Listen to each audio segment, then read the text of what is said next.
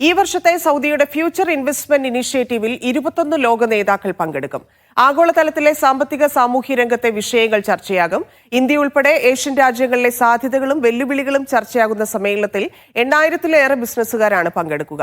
ഇന്ത്യയിൽ നിന്ന് ഇത്തവണ കൂടുതൽ മാധ്യമങ്ങൾക്കും അവസരം ലഭിക്കുന്ന സമ്മേളനത്തിൽ മീഡിയ വൺ മാധ്യമ പങ്കാളിയാണ്. സമ്മേളനത്തിന്റെ വിശദാംശങ്ങളുമായി അഫ്താബ് റഹ്മാൻ ചേരുന്നുണ്ട്. അഫ്താബ്, എങ്ങനെയൊക്കെയാണ് ഈ ഫ്യൂച്ചർ ഇൻവെസ്റ്റ്മെന്റ് ഇനിഷ്യേറ്റീവ് പ്ലാൻ ചെയ്തിരിക്കുന്നത്? മാധ്യമങ്ങൾക്ക് ഇത്തവണ കൂടുതൽ മാധ്യമങ്ങൾക്ക് ഇതിൽ പങ്കെടുക്കാം. എന്തൊക്കെയാണ് ഇത്തവണത്തെ പ്രത്യേകതകൾ?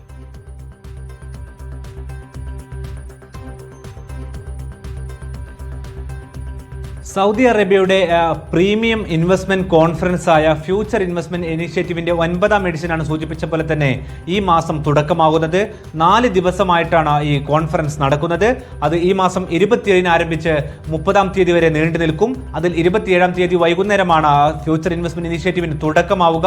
അന്നേ ദിവസം ലോകത്തെ സാമ്പത്തിക വിദഗ്ധരും മന്ത്രിമാരും ലോക നേതാക്കളും എല്ലാം തന്നെ ഒന്നിച്ചിരിക്കും. അന്ന് പൊതുജനത്തിന് പ്രത്യേകമായ പരിപാടികളില്ല. എന്നാൽ 28-ാം തീയതി മുതൽ ആരംഭിക്കുന്ന 3 ദിവസത്തെ സമ്മേളനത്തിൽ ഫ്യൂച്ചർ ഇൻവെസ്റ്റ്മെന്റ് ഇനിഷ്യേറ്റീവിൽ ലോകത്തിന്റെ വിവിധ ഭാഗങ്ങളിലുള്ള സംരംഭകരും മന്ത്രിമാരും ലോക നേതാക്കളുമെല്ലാം ഭാഗമാകും. ഫ്യൂച്ചർ ഇൻവെസ്റ്റ്മെന്റ് ഇനിഷ്യേറ്റീവിന്റെ ഏറ്റവും പ്രധാനപ്പെട്ട പ്രത്യേകത എന്ന് പറയുന്നത് സൗദിയുടെ സോവറിൻ വെൽത്ത് ഫണ്ടായ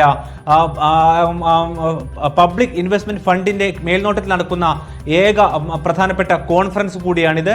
എന്ന് മാത്രമല്ല, സൗദി കിരീടാവകാശിയുടെയും രാജാവിന്റെയും മേൽനോട്ടത്തിൽ നടക്കുന്ന ഒരു പ്രീമിയം ബിസിനസ് കോൺക്ലേവ് കൂടിയാണ് ഫ്യൂച്ചർ ഇൻവെസ്റ്റ്മെന്റ് ഇനിഷ്യേറ്റീവ് എന്ന് പറയുന്നത്. ഈ ഇനിഷ്യേറ്റീവിന്റെ ഭാഗമാകാൻ ലോകത്തിന്റെ വിവിധ ഭാഗങ്ങളിൽ നിന്നും ആളുകൾ എത്തുന്നുണ്ട്. ഇന്ന് വാർത്താ സമ്മേളനത്തിൽ അതിന്റെ മേലധികാരിയായ റിച്ചാർഡ് അറ്റിയാസ് പറഞ്ഞത് പ്രകാരമാണെങ്കിൽ ഏതാണ്ട് 40-ലധികം മന്ത്രിമാർ വിവിധ രാജ്യങ്ങളിൽ നിന്നും ഈ ഉച്ചകോടിയിലേക്ക് എത്തിച്ചേരും. ഉച്ചകോടിയുടെ മറ്റൊരു പ്രധാനപ്പെട്ട പ്രത്യേകത എന്ന് പറയുന്നത് ഇന്ത്യൻ മാധ്യമ സാന്നിധ്യം ഇത്തവണ കൂടുതലായി ഉണ്ടാകുമെന്നുള്ളതാണ്. അതിൽ തന്നെ മീഡിയ വൺ ഇത്തവണയും തുടർച്ചയായി 3ാം തവണയും മാധ്യമ പങ്കാളിയായി സൗദിയുടെ ഈ പ്രീമിയം ബിസിനസ് കോൺക്ലേവിൽ മാധ്യമ പങ്കാളിയായി എത്തുന്നു എന്നുള്ളതാണ് ഏറ്റവും പ്രധാനപ്പെട്ട നമുക്കുള്ള സന്തോഷമുള്ള ഒരു പ്രധാനപ്പെട്ട കാര്യം എന്ന് പറയുന്നത്.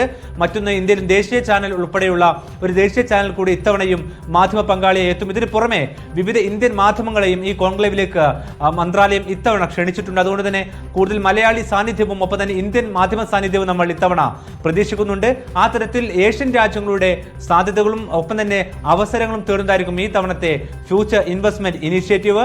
അതിന്റെ ഭാഗമായുള്ള ചർച്ചകളും ഒപ്പം തന്നെ സാധ്യതകളും എല്ലാം തന്നെ ആലോചിക്കുന്നതിനായി വിവിധ രാജ്യങ്ങളുടെ പ്രതിനിധികൾ ഇതിനകം തന്നെ സൗദി അറേബ്യയിലേക്ക് എത്തി തുടങ്ങിയിട്ടുണ്ട്.